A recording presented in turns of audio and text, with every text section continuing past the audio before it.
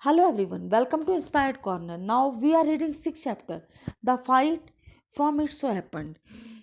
In previous sessions, we read and discussed its two parts, part 1 and part 2. In that sessions, we read and discussed The Fight is a story about two boys written by Ruskin Bond. One boy is Ranji and other is Suraj. Ranji is new to town and one day he finds a pool in the middle of forest.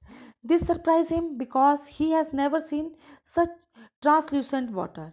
Ranji gets inside the pool as it was too hot. He starts enjoying in the pool water and swims hardly. He visits the pool again the next day and enjoy a lot in the water. However, after a while, he noticed a boy standing on the edge of the pool.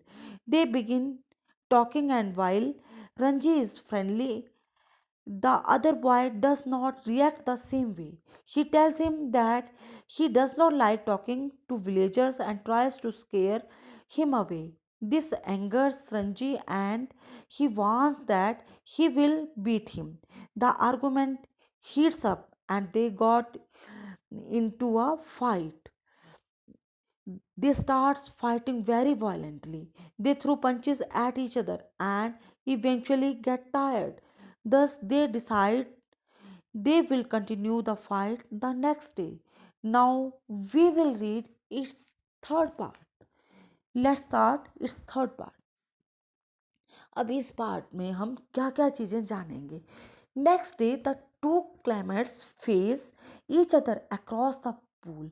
अब दोनों ही विरोधी pool पर पहुंच जाते हैं, तालाब पर पहुंच जाते हैं. They throw challenges and counter challenges at each other. वो एक दूसरे को चुनौतियां देते हैं. The best solution they realize lies not in fighting each other but fighting together for something. वो बाद में ये महसूस करते हैं कि एक दूसरे से लड़ने की बजाय मिलकर किसी चीज़ के लिए लड़ा जाए. अब हम इसका थर्ड पार्ट स्टार्ट करेंगे.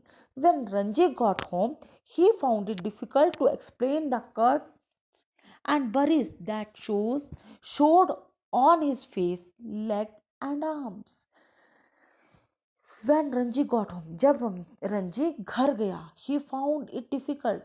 उसने पाया कि उसके जो कट निशान लगे हुए थे और जो चोटें लगी हुई थी उसके चेहरे पर, टांगों पर, हाथों पर, उन्हें बताना कठिन है कि घर में मैं वो ये सारी की ये चोटें कैसे आई हैं, लगी हैं, ये नहीं बता पा रहा था.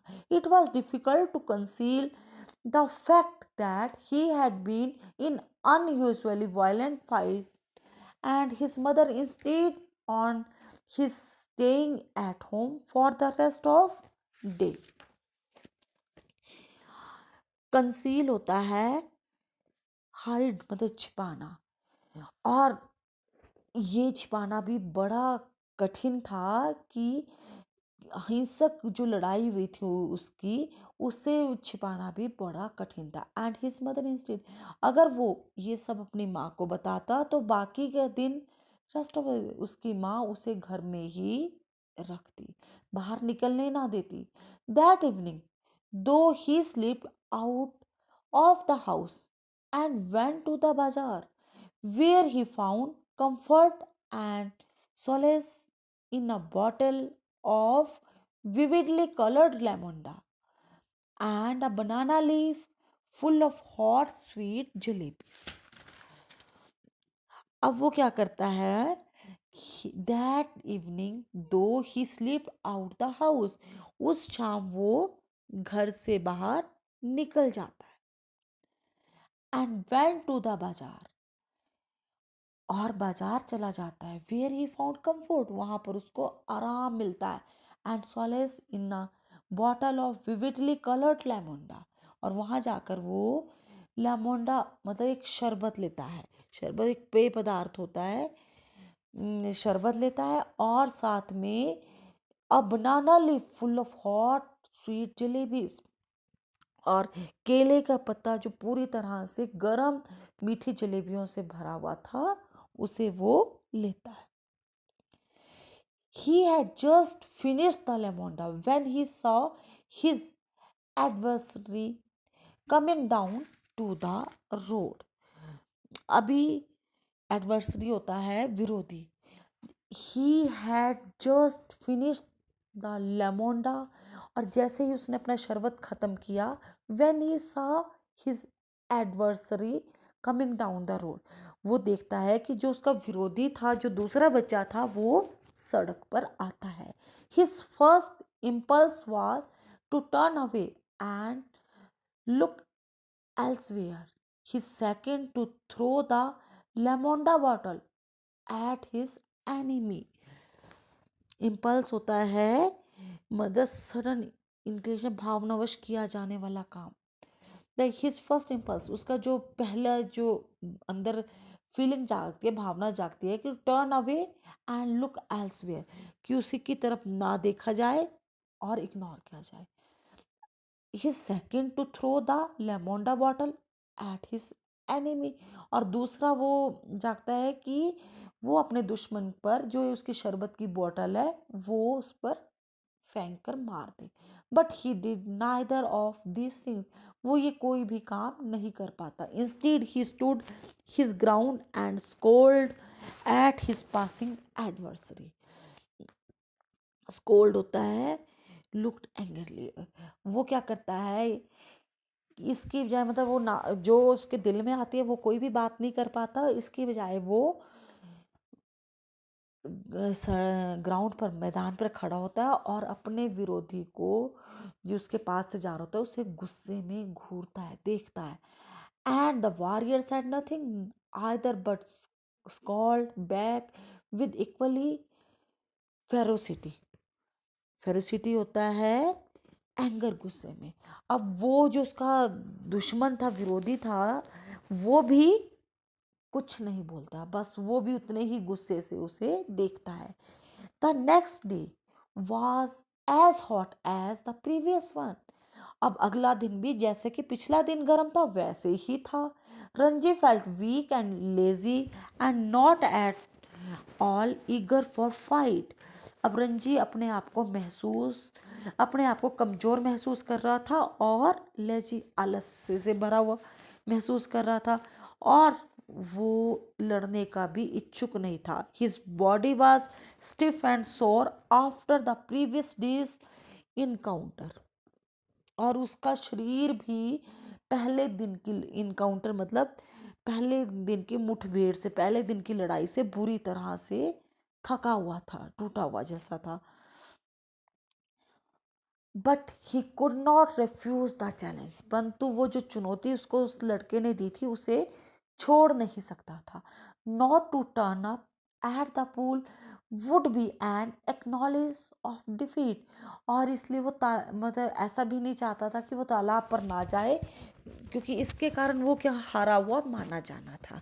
From the way he felt just then he knew he would be beaten in another fight, और उसको ये रास्ते में जाते ये भी पता था कि जो अगली फाइट होगी, अगली लड़ाई होगी, उसमें वो मार खाएगा, beaten. But he could not acquiesce in his own defeat. Acquiesce होता है एक्सेप्ट क्वाइटली, मतलब पर वो चुपचाप से अपनी हार नहीं मानना चाहता था। He must defy his enemy to the last और outwit him, for only then could he gain his respect। और वो अपनी लड़ाई को, he must defeat his enemy, मतलब वो उसके साथ लड़के ही अपनी हार मान सकता था, इसी से ही उसको सम्मान मिल सकता था। If he surrendered now he would be beaten for all time, but to fight and be beaten today left him free to fight and be beaten again। अब अगर वो सरेंडर कर देता है, सरेंडर मतलब होता है कि हार मान लेता है, तो वो हमेशा लड़ाई में मार खाता रहेगा। पर अगर वो आज लड़ाई करता है तो और वहाँ मार खाता है, तो वो लड़ने के लिए हमेशा फ्री रहेगा और दोबारा भी वो लड़ सकता है। As long as he fought, he had a right to the pool in the forest. और as long as वो, अगर वो लड़ता है तो उस पूल पर, उस तालाब पर उसका भी हक रहता है, जंगल के तालाब पर. He was half hoping that the warrior would have forgotten the challenges, but these hopes were dashed when he saw his opponent sitting stripped to the west on a rock on the other side of the pool. He has half hoping that the warrior would have forgotten the challenge. उसके अंदर एक आधी सी आशा ये भी थी कि जो उसका विरोधी है, जो वॉरियर है, योद्धा है, वो अपना चैलेंज मतलब अपनी चुनौती भूल गया हो. But these hopes were dash, परंतु उसकी ये आशा खत्म हो जाती है. कब होती है खत्म? जब वो अपने when he saw his opponent sitting stripped to the west on the rock on the other side of the pool. जब वो तालाब पर पत्थर पे बैठे हुए, तालाब के दूसरी तरफ पत्थर पे बैठे हुए अपने विरोधी को देखता है. The warrior was rubbing oil on his body. जो वॉरियर था, जो वो दूसरा लड़का था, वो अपने शरीर पर तेल मल रहा था. He saw Ranji beneath the salt trees and called a challenge across the waters of the pool. अब वो ही जब उसने रंजी को साल के पेड़ों में देखा तो वो उसको called a challenge across the waters of the pool. तो वो उसे एक चुनौती देता है कि तालाब के पानी को अक्रॉस तैर कर आओ. Come over on the side and fight. इधर आओ, इस तरफ आओ और लड़ो. ही शाउटेड, वह चिल्लाया. But Ranji was not going to submit to any condition laid down by the opponent. परंतु रंजी अपने विरोधी की कोई किसी भी स्थिति में बात नहीं मानना चाहता था. Come this side and fight, he shouted back with equal vigor. और वो द्वारा से पूरे जोश से चिल्लाता है कि इस तरफ आओ और मुझसे लड़ो. Swim across and fight me here, called the other. फिर दूसरा कहता है कि तैर कर इधर आओ और यहाँ मुझसे लड़ो. और perhaps you cannot swim the length of the pool. और हो सकता है तुम इस तालाब की जितनी भी लंबाई है तुम यहाँ तक तैर नहीं सकते. But Ranji could have swum the length of the pool a dozen times without tiring, and here he would show the warrior his superiority. अब उसने वॉरियर ने, जो दूसरे वाला लड़का था, उसने तो ये बोल दिया कि हो सकता है कि तुम इतनी लंबाई तक, इतने लंबे तालाब में पूरी तैर ना पाओ, इतनी इस साइड तुम आ ही ना सको. But Ranji could have swum the length of the pool a dozen times without tiring. परंतु रंजी तो इतनी लेंथ, इतनी तालाब की जितनी उसकी लंबाई थी, उतनी लंबाई तक दर्जनों बार, डजन टाइम्स, दर्जनों बार बिना थके तैर रहा था. उसने कई बार उस तालाब को पार किया था. And here he would show the warrior his superiority. और यहाँ पर वो अपनी सुपेरिटी दिखा सकता था कि उसमें कितनी ज़्यादा योग्यता है. मतलब वो उसको क्रॉस करके अपनी योग्यता को दिखा सकता था. So, slipping out of his vest, he dived straight into the water, cutting through it like a knife and surfaced with hardly a splash. अब इसलिए स्लीपिंग आउट हिज वेस्ट, अब उसने रंजी ने अपनी बनियान को खोल दिया. He dived straight into the water, और उसने सीधे पानी में छलांग लगा दी. Cutting through it like a knife, और एक चाकू की तरह उस पानी को काटता हुआ आगे बढ़ने लगा. एंड सरफेस्ड विथ हार्डली स्प्लैश, और वो बिल्कुल ही हार्डली, मतलब ऐसा ही पता ही नहीं लग रहा था कि वो आगे बढ़ रहा है.